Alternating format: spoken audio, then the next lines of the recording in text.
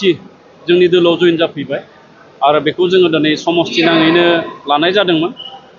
बिपिएफनि गोख्रों मावथिनि अनगायैबो गुबुन गुबुन आफादफोरनि बारग' फरायसा आफाद बा गुबुन गुबुन समाजाव खामानि मावनाय आरो गोबां बारग' फोरोंगुरु बिथांमोनाबो जोंनि इउपिपिएलनि जि आदर्श खामानि मावनायनि जि आदर्श जोंनि बिटिआरनि गाहाय खुंगिरि प्रमद बर' बिथांनि जि खामानि मावनायनि आदर्श बिथांनि जि खामानि मावनायनि नोजोर गासैखौबो गोजोननानै फैबाय थानाय समाव इउपिपिएल दोलोआव थानानैनो गाव गावनि नखरारि समाजारि ओनसोलारि जेंनाखौ सुस्रांना लानो थाखाय इउपिपिएल दोलोआव जगदान जाफैदों।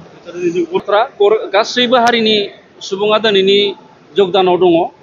गरखा साहित्य सभानि बारग' जोंनि उदालगुरि जिल्लानि आफादगिरि बारग' फोरोंगुरु आरो बिथाङा गुरखा समाजाव जथेस्थ' गोहोम खोख्लैग्रा सासे सुबुं परसुराम छेत्री होननाय बिथाङाबो जोंनि दोलोआव जगदान जाफैबाय आरो बिथाङा जगदान जाफैनायनि उनाव बिथांमोननि हारिनि जि बिथांनिखौ फल' खालामो बा बिथांनि खोथाखौ खोनासङो बेफोरबायदि माखासे सुबुङाबो जोंनि दोलोआव फैनो थाखाय थियारि जाबाय।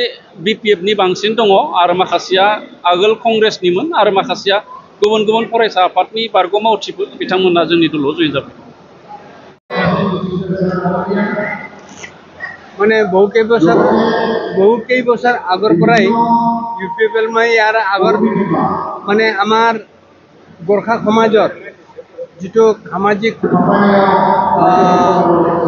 অৰাজনৈতিক হেৰি আছে সংগঠন আছে আসাম গোৰ্খা সন্মিলন ওদালগুৰি জিলাৰ উপসভাপতি হিচাপে আছিলোঁ।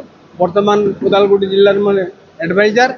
বহুদিনৰ পৰা মই ইউপিপিএল দলত যোগদান হ'ম বুলি ভাবিছিলোঁ।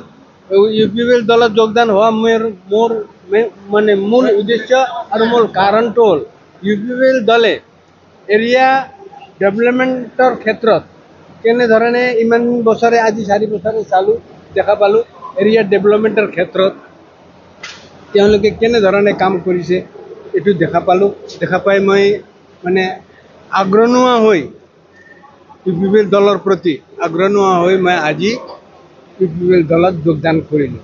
আগন্তুক আহি থকা দিনত যাতে এই দলে আমাক কি লাগে এৰিয়াৰ ডেভেলপমেণ্ট এৰিয়াৰ বিকাশ লাগে। বিকাশৰ ক্ষেত্ৰত এই দলৰ হৈ কাম কৰি যাম বুলি আশা ৰাখিছোঁ।